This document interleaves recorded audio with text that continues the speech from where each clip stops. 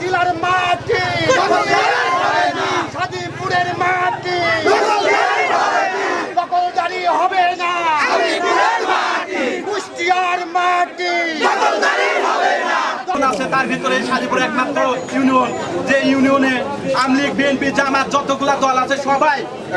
মিলেমিশে শান্তি বসবাস করতেছে আর কিছু চক্রমহল এই পাবনার কিছু নেতার গোলামি করে পাল সেটে ওরা চায় এই সাদিপুর ইউনিয়নবাসী এই ভূমিদর্শক কিছু লোক আছে যারা এই পাবনাবাসীর আগমন